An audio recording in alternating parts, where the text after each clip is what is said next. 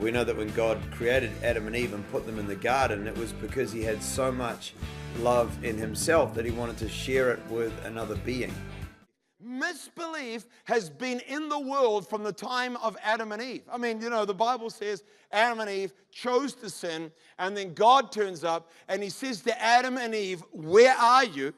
And Adam comes out, and he's like, "Well, the truth is I'm here. I was afraid because I was naked, so I hid myself away." And God's answer to Adam was to say, "Hang on a minute, who told you were naked?"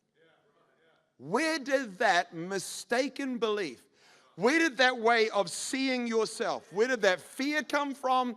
Where did that apprehension surface from? What made you fearful? What made you ashamed? He's saying, Adam, this is not a right way of thinking and seeing and acting. You have a misbelief. In fact, I think the easiest way that we can see our misbeliefs is in our reactions. Listen, we all have them. We all have them. They've been in the world since Adam.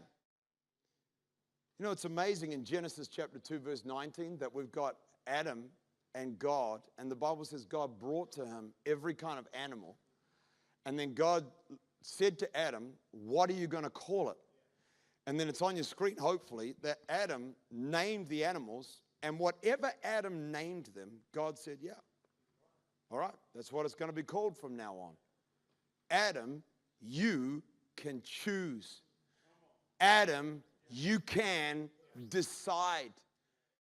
Misbelief first jumps into the Bible with Adam and Eve. I mean, they were created by God, ruling and reigning over the world, and then sin enters. The Bible says they're so afraid that they hide in the bushes, that they're filled with a sense of we are useless, we're nobody. God turns up and says, "What's going on?" And they said, "Well, we were afraid because we were naked, so we hid." And God just says, "What? Hang on. Who told you that?"